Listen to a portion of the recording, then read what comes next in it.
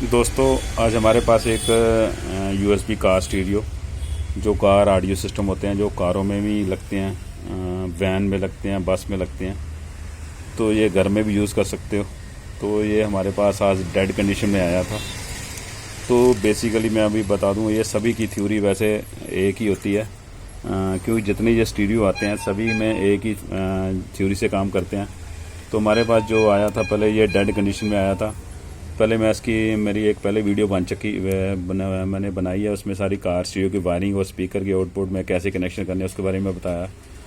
पर जो हमारे पास अभी डेड कंडीशन में आया था, आपको इसने कैसे चेक करना है पहले मैं बता दूं। तो पहले मैं आपको बाहर इसकी वायरिंग बता देता हूँ। जितने भी कार स्टीरियो आते हैं, सबसे पहले ये याद रखना कि सभी में एक फ्यूज़ ज़रूर होता है। देखो 12 वोल्ट पे ये फ्यूज़ लगा होता है। देखो यह 10 एम्पेयर का फ्यूज़ है। सोनी, पायनियर, कैनवुड या अदरवाइज जितने भी यूएसबी स्टीरियो आते हैं सभी के कनेक्शन भी सेम होते हैं, क्योंकि जैसे येलो रेड वायर वाले तो सभी के फ्यूज़ एक ज़रूर लगा होगा।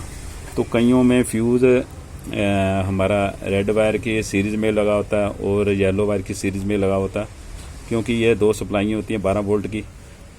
तो मैं बता दूं, ये दो 12 वोल्ट की सप्लाई क्यों लगी होती हैं, क्योंकि एक 12 वोल्ट की सप्लाई हमारी डायरेक्ट हमारी बैटरी से जाती है, जो येलो वायर होती है। बेसिकली इसको वैसे ACC 12 वोल्ट सप्लाई बोलते हैं, क्योंकि ये डायरेक्ट हमें क्यों 12 वोल्ट की सप्लाई लोड पड़ती है, क्योंकि जब भी हमारा कार स्टीरियो स्टार्ट होता है, तो जब भी हम जितनी हमारी सेटिंग होती है डिस्प्ले की, टाइम की सेट करने की, बास टेबल की, वॉल्यूम की, क्यों ये जो मेमोरी है वो यानी बास टेबल जितना मतलब टाइमर आपने सेट किया, मतलब ये मेमोरी उतने पे स्टार्ट हो, ये मेमोरी की वायर वैसे बोलते हैं इसको, तो ये उसके लिए यूज़ होती है। तो बेसिकली और रेड वायर हमारी डायरेक्ट जो गाड़ी का कीज इग्निशन की होती है, की से हमारी on off supply red wire पहुंचती है। तो बेसिकली हम इसको इकट्ठा करके भी चला सकते हैं घर में चलाना हो तो ये 3 वायर हमारी ब्लू वायर होती है, वो हमारी एंटीना की होती है। तो ये हमारी नेगेटिव वायर होती है। तो बेसिकली ब्लैक वायर हमारी नेगेटिव की है। बेसिकली ये तो हमारा फंडा एक्सटर्नल है कि आपके पास कभी डेड आए स्टीरियो, तो पहले सबसे पहले ये आपने चीज़ देखनी है कि हमारी येलो और रेड वायर पे 12 वोल्ट पहुंच रहे हैं और ये हमारा फ्यूज़ ठीक है। अगर ये 12 वोल्ट रेड सब कुछ ये ठीक है, उसके बाद इसका इंटरनल मैं अभी बताता हूँ। जितने भी कार स्टीरियो USB वाले कार स्टीरियो आते हैं, तो उसमें एक बात याद रखना कि डायरेक्ट यहाँ 12 वोल्ट मैं भी आपको दिखा भी देता हूँ। ये 12 वोल्ट डायरेक्ट हमारे सीधा पैनल पर पहले पहुँचते हैं। कई सेट में वैसे 8 वोल्ट पहुँचते हैं, कईयों में 12 वोल्ट पहुँचते हैं, पर ज़्यादातर जितने भी ये USB स्टीरियो आते हैं खास करके ये 12 वोल्ट डायरेक्ट इस पे पहुँचते हैं। हमारे जो आगे पैनल को ऑन होने के लिए चाहिए। तो इसके बाद जब ऑन होने के बाद एक 5 वोल्ट की सप्लाई इस पैनल को पहुँचती है।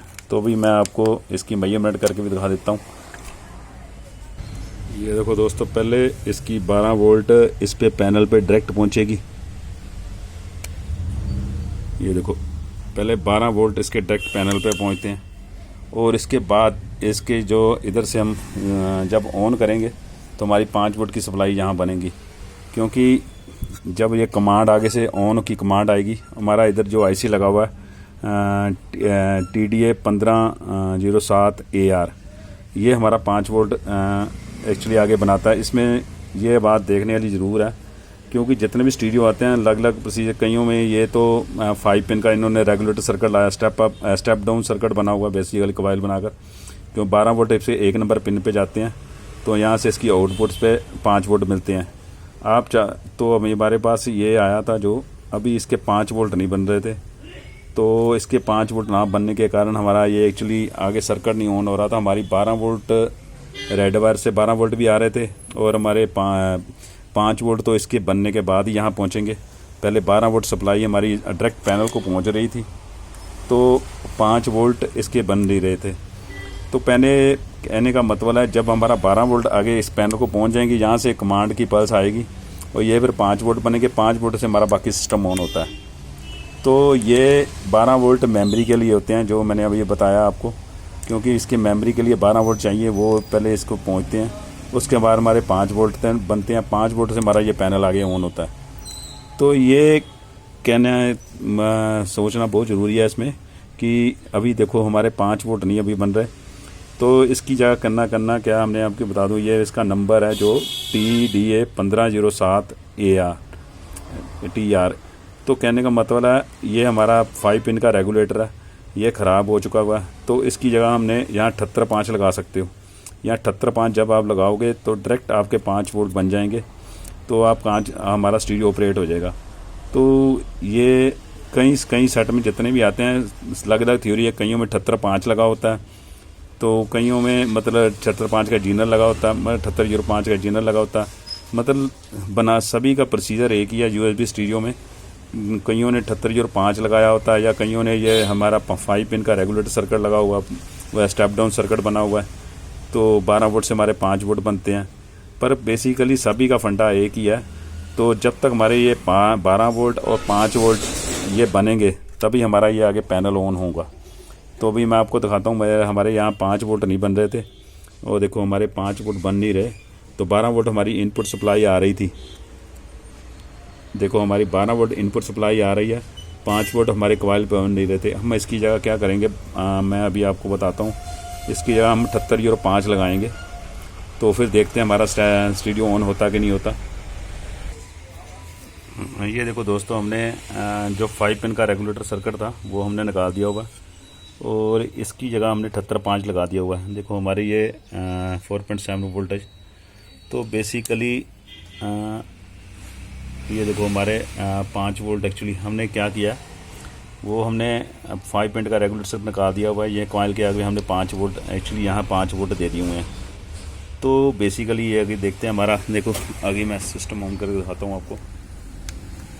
देखो ये 1 टच आप दबाओगे तो हमारा सिस्टम ऑन हो जाएगा। तो कहने का मतलब जितने भी, मैंने बार बार एक ही बात बता रहा हूँ, जितने भी स्टीरियो आते हैं इसमें 2 सप्लाई ज़रूरी होती हैं। इसको 12 वोल्ट और 5 वोल्ट आगे पैनल को पहुँचने चाहिए, तो हमारा पैनल ऑन होने के लिए तभी इसका ऑन होने का प्रोसेस स्टार्ट होता है। तो ये हमारा अभी जो हमारा रेगुलेटर, जो 5 पिन का रेगुलेटर सर्किट था वो ख़राब था, तो वो हमने 78.5 लगा दिया हुआ, तो हमारा ये ओके हो चुका हुआ है। तो इसको जब ऑफ़ करना है तो ऑफ़ करने के लिए कुछ सेकंड के लिए दबाना पड़ता है, पर जब ऑन करना तो 1 टच पे ऑन हो जाता है। ये आपने याद रखना। ओके, थैंक यू दोस्तों।